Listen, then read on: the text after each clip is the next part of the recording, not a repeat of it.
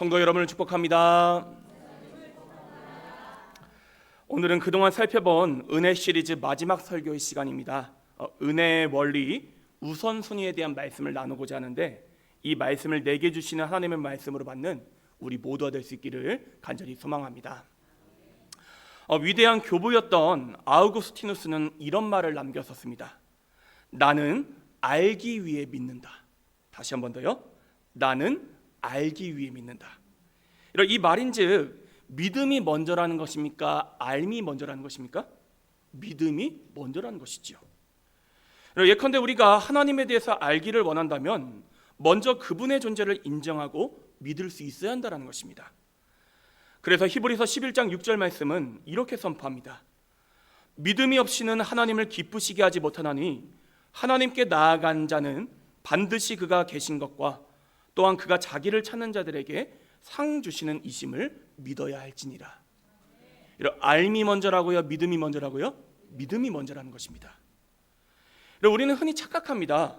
다 이해를 해야지만 믿겠다. 내가 납득이 되지 않으면 믿지 않겠다. 그런데 잘 생각해 보십시오.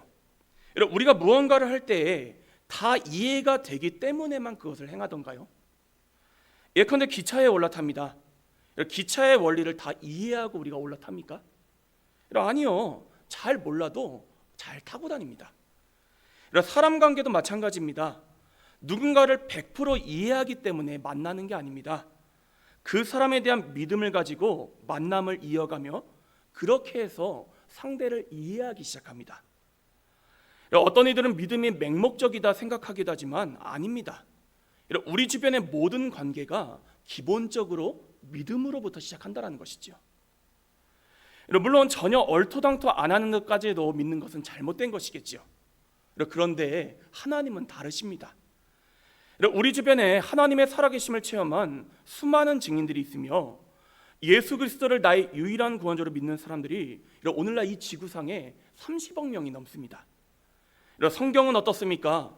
이 성경을 통해 구원에 이른 허다한 증인들이 우리를 둘러싸고 있습니다. 그렇다면 일단 내가 다 이해할 수 없을지라도 열린 마음으로 주님 앞에 나아갈 수 있어야 한다는 것이죠.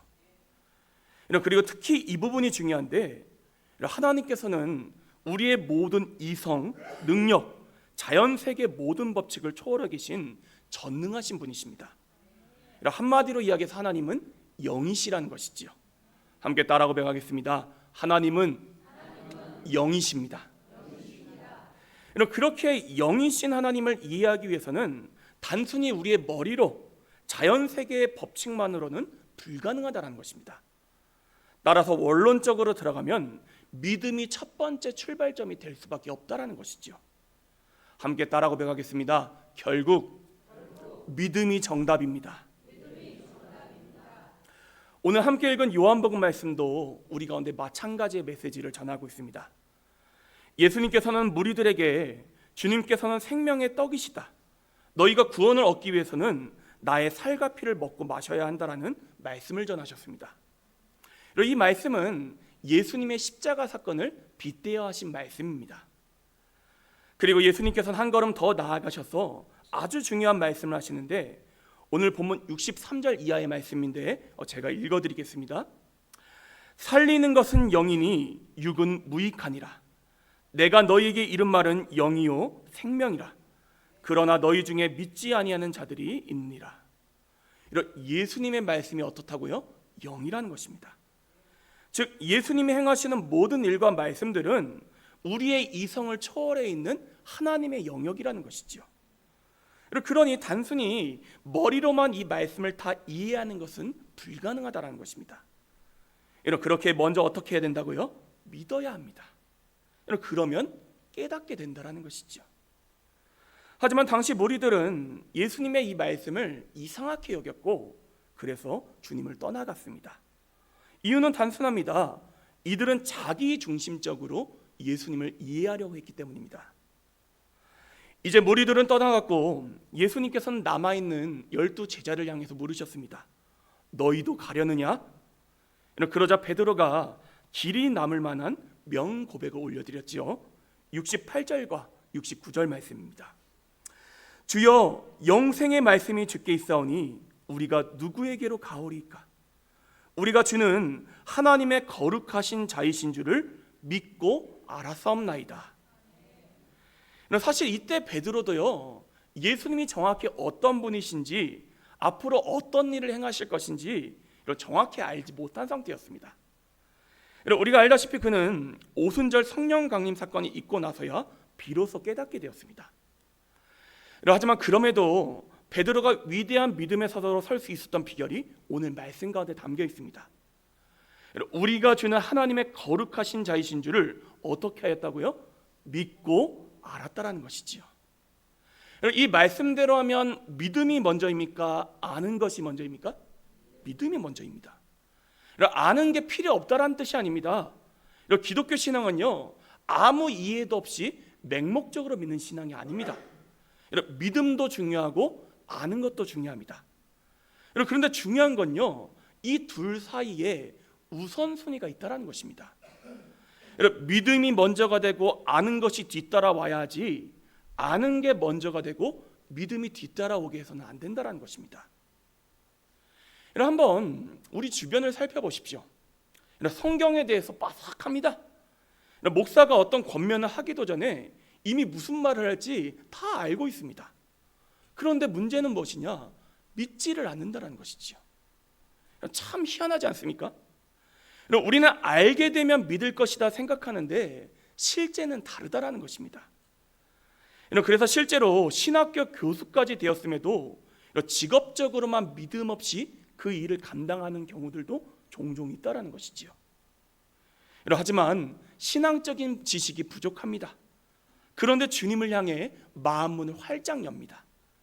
아직 완전히 이해가 되진 않았지만 말씀이 그렇다고 하시니 그 말씀대로 하나님을 인정하며 시작합니다. 그러면 참 신기하게도 무슨 스펀지가 물을 빨아들이시지 성경을 이해하고 복음을 이해하여 굳건한 그리스도인으로 서게 된다는 것입니다. 앞서 저는 그런 말씀을 드렸습니다.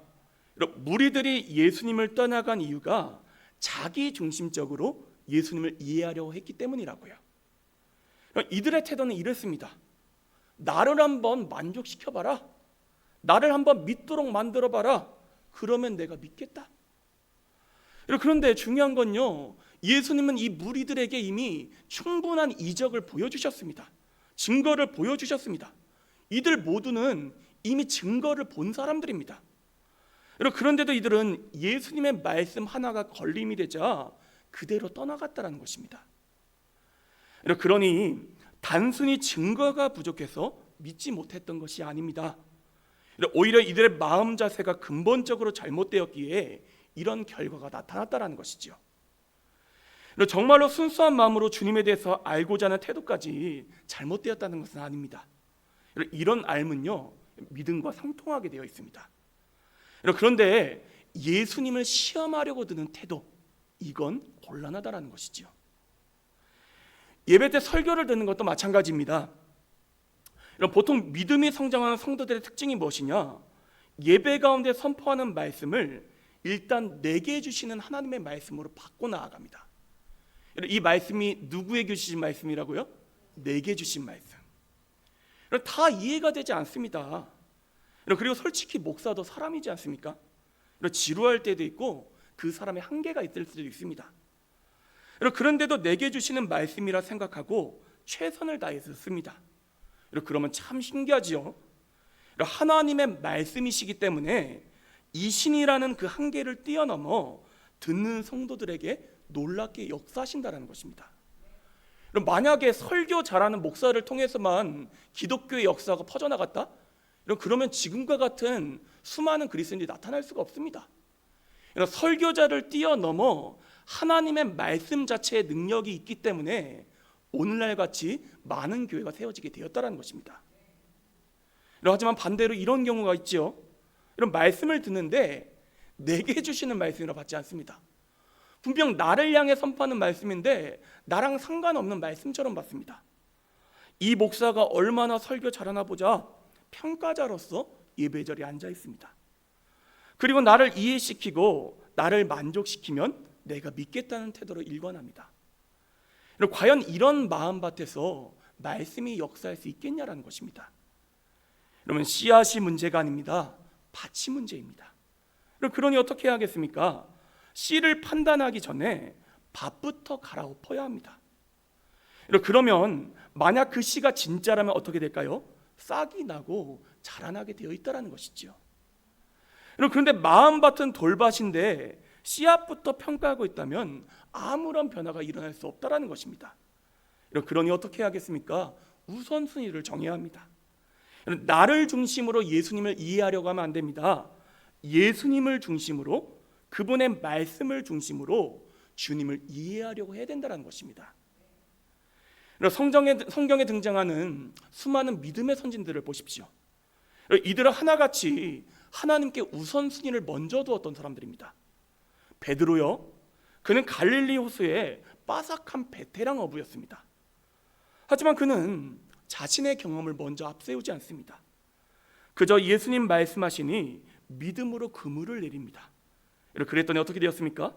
그물이 찢어질 만큼 엄청난 물고기를 거두어들이게 됩니다. 아브라함은 어떻습니까? 그는 갈 바를 다 알지 못하고 그저 말씀에 의지하여 고향 땅을 떠나갔습니다. 그러다 놀랍게도 하나님께서는 그를 위대한 믿음의 조상으로 세워주셨다는 것입니다. 이들이 어리숙하거나 자기 스스로 할지 몰라서 이렇게 했던 것이 아닙니다. 믿음으로 우선순위를 세우지 않으면 영이신 하나님을 이해할 수 없기 때문에 결국 믿음으로 먼저 하나님께 나아갔다는 것이지요. 이는 오늘 우리가 함께 읽었던 구약 본문 말씀에서도 마찬가지입니다. 하나님께서는 엘리야 선지자에게 한 가지 명령을 내리십니다. 바로 시돈에 속한 사르밧이란 마을로 가서 거기 머물라. 그러면 그곳에 사는 과부가 그에게 먹을 것을 줄 것이다. 이렇게 말씀하셨습니다. 그래서 엘리야는 그곳으로 찾아가 말씀하셨던 그 과부를 만나게 됩니다. 그리고는 그녀에게 마실 물과 먹을 것을 정하였습니다. 하지만 문제가 있었지요. 당시 심각한 기근으로 인해 그녀에게는 통에 가루 한 움큼과 병에 기름 조금밖에 없었던 것입니다. 그래서 사실 그녀도 이것으로 음식을 만들어 먹고 그 다음엔 아들과 죽으려고 생각했다. 이렇게 참으로 안타깝게 대답을 했습니다. 그런데도 참 희한하지요.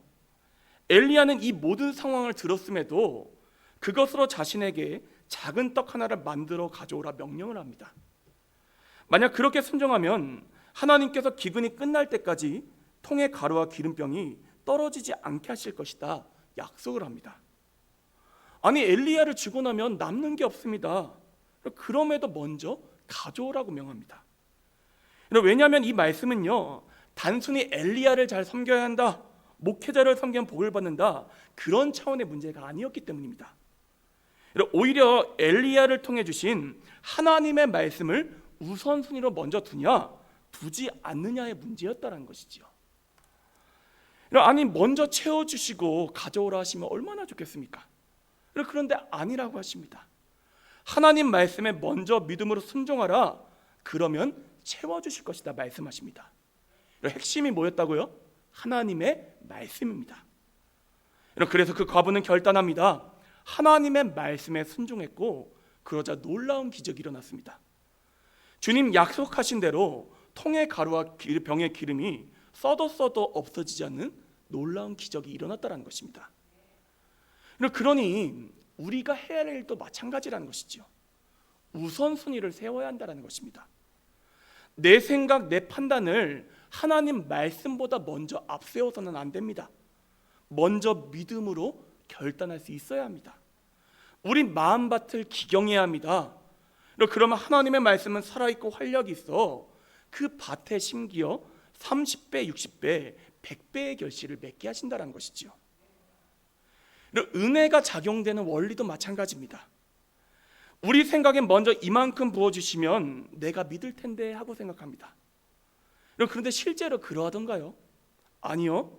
오히려 받은 은혜가 부족하다 때를 쓰는 경우가 다반사입니다. 혹시 배신자의 원리란 말 들어보셨습니까, 여러분? 보통 배신자가 어디서 나오냐? 적게 은혜를 입은 사람들 말고 많이 은혜를 받은 사람들 가운데 나온다고 합니다. 가룟 유다를 보십시오. 그가 예수님께 얼마나 많은 은혜를 입었습니까? 여러분, 하지만 그럼에도 그는 예수님을 은 30냥에 팔아넘깁니다. 이뿐만이 아닙니다. 예수님을 따르던 수많은 무리들을 보십시오. 이들은 예수님께서 행하신 수많은 이적을 보았습니다. 오병이어로 수천 명을 먹이는 은혜를 직접 눈으로 보았습니다. 그런데도 빌라도가 바라바와 예수님 중 누구를 놓아주려냐 물을 때에 예수님을 저버렸다는 것이지요. 여러분, 무슨 말씀을 드리고 싶으냐? 우리가 받은 양에 비례해서 반드시 우리의 믿음이 성립하지는 않는다라는 것입니다. 여러분, 많이 안다고 해서 더 잘 믿는 게 아니라는 것입니다. 오히려 주님께 우선순위를 둘 때에, 즉 우리의 이해관계와 상황과 상관없이 그분께 뜻을 두며 이런 믿음으로 나아갈 때에 우리 가운데 믿음이 세워진다라는 것입니다. 그리고 그 믿음이 통로가 되어 우리의 기대를 뛰어넘는 놀라운 은혜가 물밀듯이 들어온다라는 것이지요. 함께 따라가 배워가겠습니다. 믿음은 양의 문제가 아닙니다. 우선순위의 문제입니다.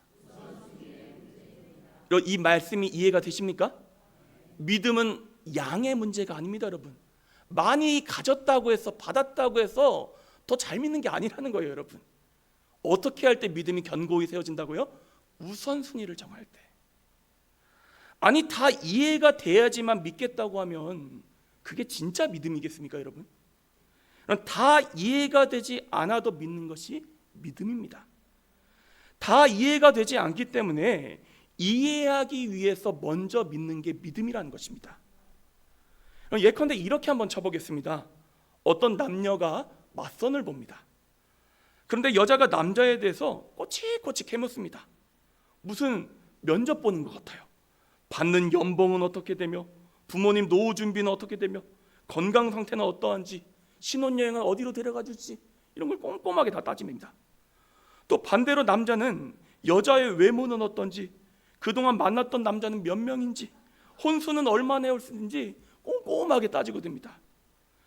이렇게 하는 결혼이 과연 사랑이라고 이야기할 수 있겠습니까? 제가 보기에는 거래입니다, 거래. 물론 만나다 보면 이 사람이 어떤 사람이다 자연스럽게 알게 됩니다. 그래서 판단하고 가늠할 수도 있겠지요. 하지만 진정한 사랑은 그러한 머리보다는 가슴이 앞서야 한다는 것입니다. 머리가 아예 필요가 없다는 게 아닙니다. 적어도 사랑이라 말하기 위해서는 머리보다 가슴에 우선순위가 있어야 한다는 것입니다. 저에게 한번 적용해 볼까요? 여러분, 저에게 있어서 목회는 생계수단이기도 합니다. 근데 목회가 단순하게 먹고 살기 위해서만 한다? 이게 주다? 그러면 제대로 된 목회자가 될 수 있겠냐라는 것입니다. 뭐가 먼저가 돼야 돼요? 영혼을 사랑하는 마음, 하나님께서 주신 소명이 그 다음 것들을 끌어갈 수 있어야 한다는 것입니다. 기억하십시오. 조건으로 시작한 관계는요, 그 조건이 깨어지는 날 결국 무너지게 되어 있습니다. 하지만 믿음과 사랑으로 시작한 관계는 상황이 흔들려도 쉽게 무너지질 않는다는 것이죠. 에이, 목사님, 믿음과 사랑으로 시작해서도 결국 무너질 때도 있던데요. 물론 우리 사람의 경우에는 그럴 수도 있겠지요. 하지만 하나님은 다르시다라는 것입니다.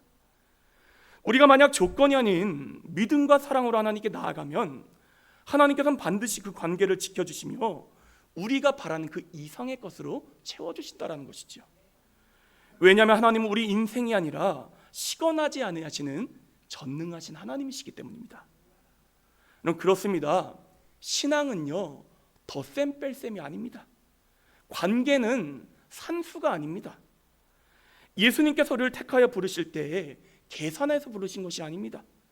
그저 먼저 당신의 전부를 십자가에서 내어주셨습니다. 그랬더니 어떤 기적이 일어났습니까? 수많은 생명이 살아나는 역사가 일어났으며 이러한 예수님을 하나님께서 지극히 높여 모든 이름들이 그 앞에 무릎을 꿇게 하셨습니다. 그렇기에 우리는 십자가를 바라보며 거래라 이야기하지 않습니다. 사랑이라고 고백합니다. 아니, 거래가 아닌 사랑으로 밑바탕 된 일인데 어찌 우리가 이 십자가를 머리로만 이해할 수 있겠습니까? 먼저 가슴으로 믿을 수밖에 없다라는 것입니다. 그러니 저는 성도님들께 당부를 드립니다. 머리가 아닌 가슴이 이끌어가는 신앙생활 하시기를 간절히 축복합니다. 이런 말씀이 때로 다 이해가 되지 않을지라도, 이런 주님 뜻대로 살아가면 손해를 볼 것처럼 느껴지더라도 그럼에도 믿음으로 하나님 앞에 나아가시기를 바랍니다. 이러한 우선순위를 정하는 자세가 결국 은혜를 체험하는 통로가 된다는 것입니다. 저는 예수님께서 우리 가운데 주신 말씀 가운데 두려움으로 받는 구절 한 구절이 있습니다.